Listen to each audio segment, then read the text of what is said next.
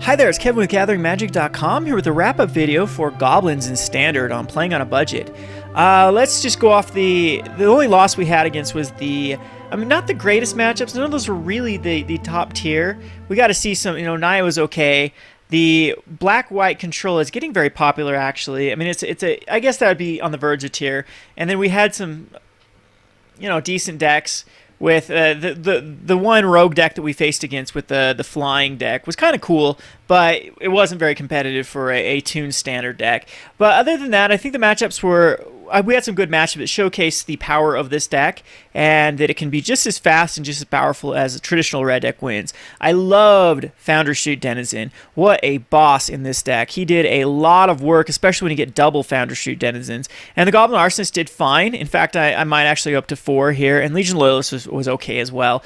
Mutavault, I do suggest keeping them in. I know that I at the start of this I said if you want to go budget, cut the Mutavaults. I really think Mutavaults are what really ties this together. So unfortunately, if you want to get $100, you're going to have to cut the Burning Earths, keep the Mutavaults, and maybe cut a Mutavault, and then you'll be right under. You'll be at $95 around there, and they'll be budget. So I love the Krenko's command. Mogg Flunkies I did not like. I really do think that a card like Riot Piker or Goblin Shortcutter even, or Goblin Diplomats, any card like that would be better than Mogg Flunkies. There's too many times where it couldn't attack or block. I mean, some of the times it was okay, but other times I just would rather have just a regular 2/1 that can attack by itself. And yeah, this guy, he got, especially in that white-black, he really got tied up and couldn't do anything. When I had my opponent at what, 1 life, and I couldn't finish him off, and the Mogg Flunkies just sat there. So anyway, I do suggest maybe finding a better card than Mogg Flunkies, and he could even go Lobber Crew. Anyway, Hellraiser Goblin was okay. I'm thinking about 2. I mean, I really wanted to showcase this combo of Hellraiser into Krenko, and definitely the 4-drops need to be messed with. I think that I up a Krenko maybe, and cut one of these 2 to sideboard completely, so it's just 2 Door of Destinies. The 3rd Door of Destiny to sideboard I think is overkill. I think 2 is the right number, and then I definitely cut 2 more 1-drops. And I like the Pyrewild Shaman, though. I'd go up another, either 1 or 2. I think it was that great in the deck. And I think the removal package is perfect. Other than that, I think, 3-in-1, the deck did great. Not bad at all.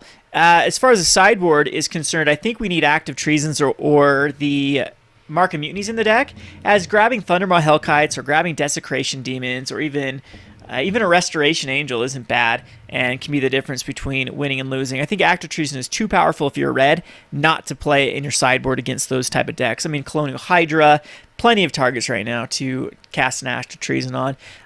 You could fit them in by, again, cutting one of your 4-drops. Maybe you don't need this many. Cutting maybe a Flames of Firebrand or Electrickery, definitely cutting a Door of Destinies. So definitely, that's my suggestions for the deck. I think it's a great F&M deck. This is definitely something you could take to your local F&M and do pretty well. Is it standard tournament ready? I think I put it on par with Red Deck Wins, and Red Deck Wins is seeing a lot of play. So you might have some success with this. Of course, I would try to make it. Again, I might go black just for the Spike Jesters and then throw in something like maybe a Falcon Wrath Aristocrat as a better 4-drop finisher. And then you have access to other cards that are quite good. Even like a Rakdos Lord of Riots might be good in this deck if you go heavier on the black, but then you're really changing the whole feel of this. Anyway, I had a lot of fun with this, and I guess that's the whole point to Magic, is if you have fun, and it's definitely right up my alley here. I like tribal decks, I like aggressive decks, and yeah, very, very fun deck. I hope you enjoyed it. This is Kevin with GatheringMagic.com. Thanks for watching. For more Magic the Gathering videos, come check out my channel at YouTube/Rogue Deck Builder. Thanks for watching.